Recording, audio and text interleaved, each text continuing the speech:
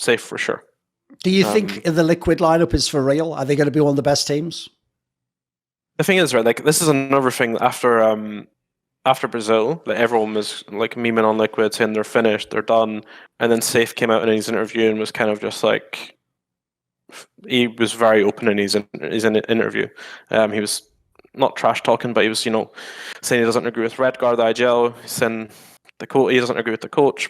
But I think for me, the talent that team has, like they're going to be one of the best. I think if they can all agree on a game plan and all agree on how they want to play, like you've got Nats, who's one of the best.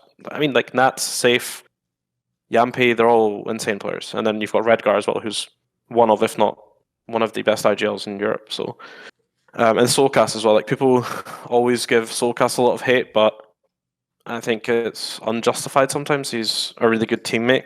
I played with him in CS a long time ago, and also like he thinks he's a really good teammate as well. And he's not just stayed on that team for no reason at all, right? He's on that team still for a reason. He's got incredible aim as well. So I think Liquid will be strong. They're one of the better teams who play in scrims right now. So I'm not saying scrims do everything, but obviously you can kind of get a feel for how teams are. Here's the thing: you can't be amazing in scrims and be utterly terrible. Like there's got something exactly. That's the case, isn't it? Yeah, sure. Yeah, exactly. That's why when people say, "Oh, it's just Scrimbox, you be the best scrim team in the world," but in Valorant especially, like Ascend were smashing everyone in scrims. They ended up winning Worlds. Right. Gambit were smashing everyone in scrims. Right. They were an incredible team. So I do think in Valorant, like because it is a completely different game from something like CS, scrims they can be a very good indicator of where a team is.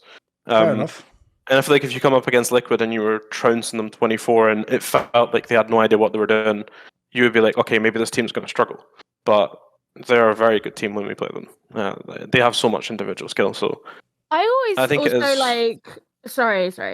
No, on you go. I was just going to say, I think it is just another case of people jumping on them as soon as they've lost a game, right? And I think they're just at their throats way too soon. Like they need time. It's a completely new roster. Yeah, I was going to say, I always kind of like, it didn't really surprise me that much when Liquid didn't do like incredible at lock-in, mostly because, when you got players like Redguard and Nats, they're coming in from X-Gambit, like M3C, whatever, like they didn't get a lot of chance to play last year.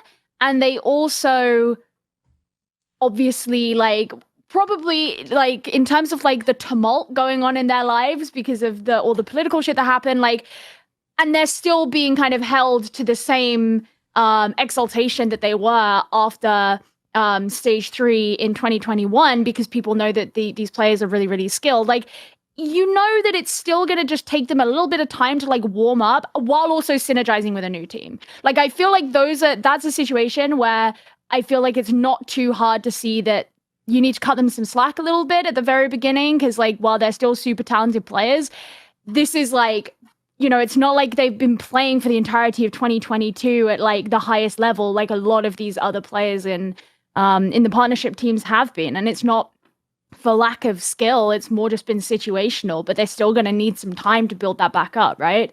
Yes, exactly. I'll also throw this in there as well. Bearing in mind, like as you said, Neil, how impactful an IGL can be. This IGL's gone from speaking Russian to Russians to speaking in a fucking international team where he's speaking English. And I'll tell you, the flaw that people make, because this is why in CSGO it took so many years till we made the big international teams. And quite frankly, if you look at the international teams in CSGO, it's not that international just is better. You just have to have way better players, and that's just sort of worth putting up with the compromise of not speaking your own language. Like, essentially, like it isn't that you would just make it like League of Legends where every team's international. There are benefits to speaking the same language. So one thing I've heard in CS, especially from people who did that, they went from like, I was in a Danish team to like, now I speak English, is obviously they're all fluent in English. If you had a conversation with them, it'd be fine. But that's because the time limit is unlimited in a conversation. You've got as much time as you want to explain yourself. I can ask you, what did you exactly mean by that? The point is we're going to communicate. We're going to get the ideas across. But I've heard the biggest problem is if you're an IGL and you switch, there's like there's a warm up, there's sort of a ramp up time till you get as comfortable in English, saying things really quickly. Like I've heard it's the mid rounds that are the nightmare, because essentially like if the same call takes 2 seconds longer, that doesn't sound like much to a casual fan, but in the game that's everything, right? If you make the perfect call, it's the timing that pulls it off, right? Yeah, exactly. And I think another huge thing about switching from a team that's fully Russian or fully French, for example, right, is like the culture difference. Like For the sure. culture differences are huge, and that translates in the game. By the way, like people they think the same way if they're from the same culture Yep. or they've been brought up on the same game. So maybe they're more inclined to play aggressive in certain situations or defensively in certain situations. And if you're with 5 other Russians who think exactly the same like you, they've been brought up, they played the game like you don't have to communicate as much. Yes. So your comms on a fully speaking Russian team they're very clear, they're very concise.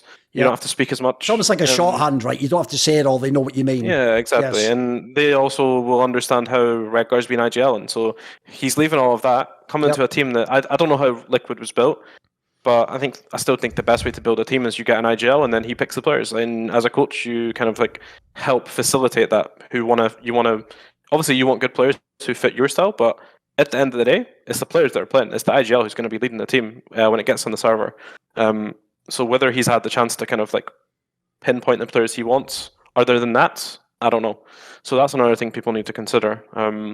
He's maybe not got. He doesn't. Maybe he doesn't have the players he wants, or maybe they don't fit his playstyle or how he sees the game. So you're going to have that as well, where he's going to have to try and figure out. I've went from a team of Russians who would probably do absolutely anything I tell them to this team who are culturally different.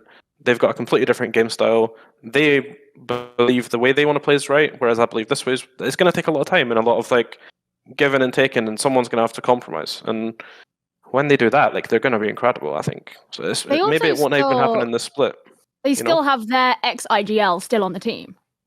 Yeah, exactly. So the sub player, right? Yeah, true. Okay.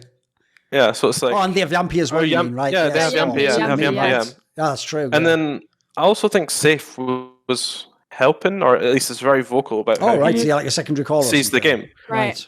Yeah, so you've then got 3 people who've probably got like a style of play, right? And it's gonna take time. It is gonna take time, but I think eventually they're gonna be good. No doubt about it in my eyes. They're all really good. By the way, those are the teams where what I always say, Gio, in other games like League, for example, is I take it like the stock market. And if every pleb fan sees a team like that stacked with like talent, they're just like, this team's garbage. It's like, I'm just buying at that point, mate. That's like a stock I know is going to perform one day. It's just mega cheap. Like, it's on sale. Of course I'm buying now. Because the point is, if you go in now, then they can't say in 6 months when they're the best. Like, everyone knew they'd be good. Like, no, you all said they sucked. You all said they should change after bloody 4 series ever or something. So, like, to me, especially when there's a lot of talent, it's easy to buy it on teams like that, isn't it? Like, as you say, Neil, like the point is, if you have enough player strength, essentially, you're going to just keep trying stuff till it works. Like, in case you get very unlucky and it's something like, the star players don't fit with the IGL or something, and that's it, something like that, they're going to figure it out eventually. If you have enough talent, like, it's hard for a lot of talent to fail. It's a lot easier for like random lineups too, but a lot of these players are just bona fide, mate. Like, they're just going to make it eventually. Yeah, they will. I think eventually they will find their way, and maybe they have to make one change down the line, who knows? But if they only have to wait one change, they've already got the core from this team now. So yeah, that's another underrated part as well, right? Is if you only end up having to make one tweak, essentially all the work you do now is not for nothing. You're still working on something, then you make the one tweak, you go right to the top.